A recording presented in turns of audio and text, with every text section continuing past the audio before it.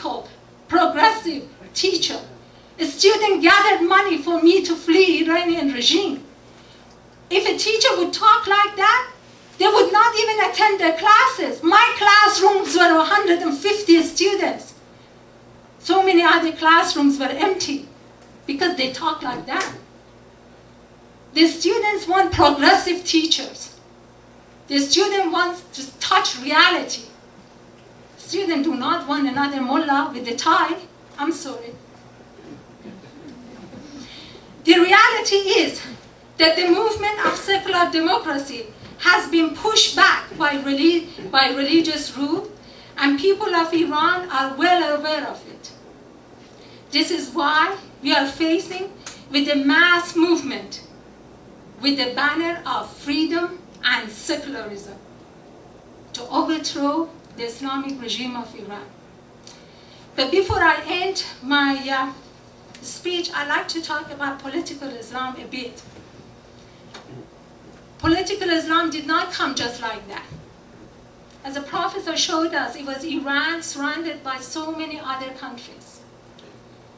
But the most important one, it was Iran being neighbor of Russia. So that was something which made the Western government to think 10 times before they allow anything happen. And Iran was focal point. During the Shah, yes. During the Shah was actually the good buddy of the West. But you know, the movement was uprising. And it was out of control of the West. So therefore, they had to do something about it.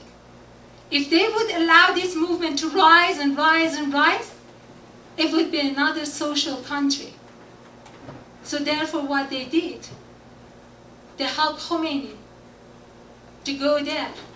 They highlighted him. And they made a political Islam. The movement became a political Islam. What do we mean by political Islam? It means giving the power and politics to him, giving the state to him. When they reach to state, when they have ability to run the country, we call it political Islam. And that's how.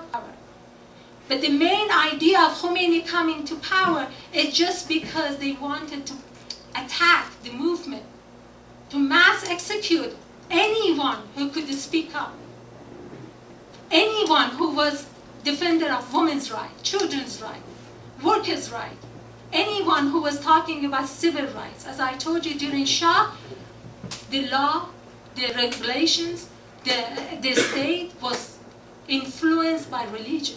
But people, the body, the country was totally for secularism. They were for equality.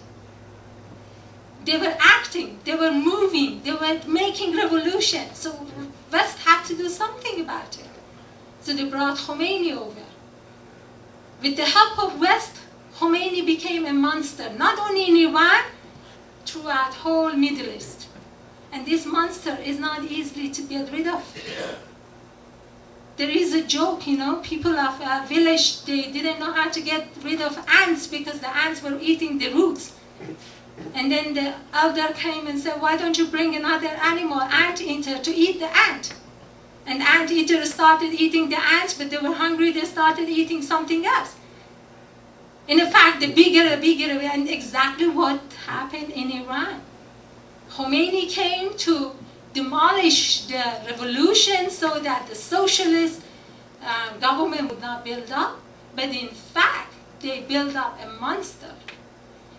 The first thing he did, after 2-3 years, of course, he needed to push and push, and people were 2 years of freedom. You don't know. Every corner of Iran was a workshop.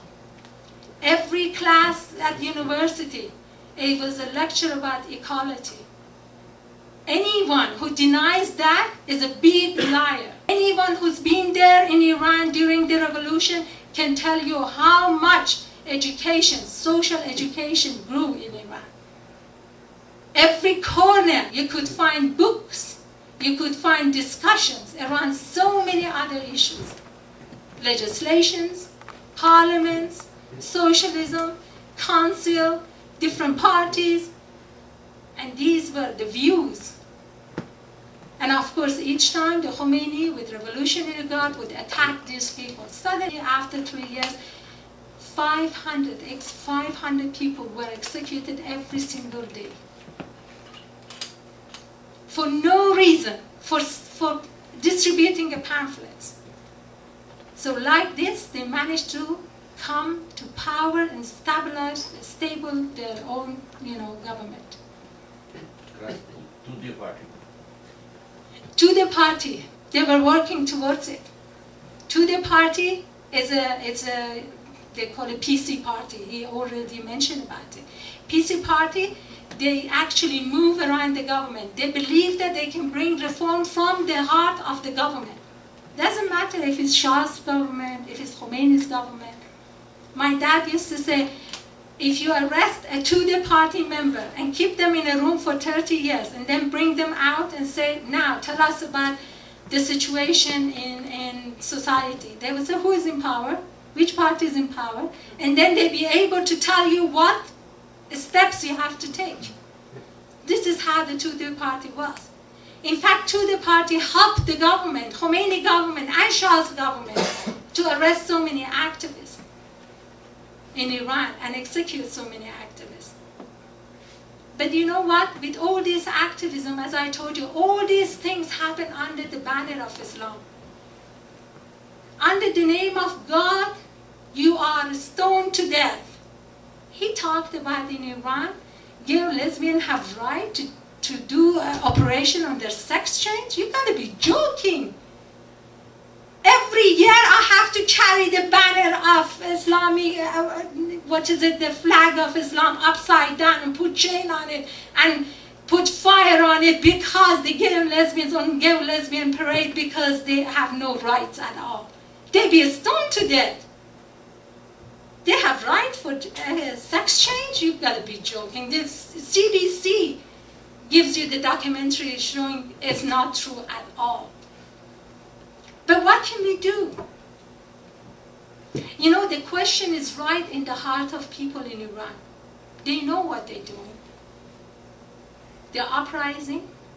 Each time the regime is attacking, they're not only defending themselves, they're also attacking back. Every day there is a mass uprising everywhere, among youth, students, women, you name it. And they all have one slogan: separation of religion from the state. In fact, it is so strong that even part of the government, which they called it Khatami, reformist, he became with this slogan too. They tried so much to keep this regime in power. They even came up with the notion of feminist Islamist. And whatever notion they bring it in the West too. But all these notions, they come alive for a short time.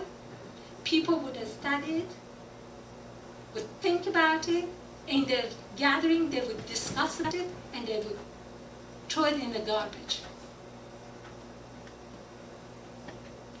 So in my belief, secularism would start the total secularism, because Canada is not secular. I fought against Sharia court and I know.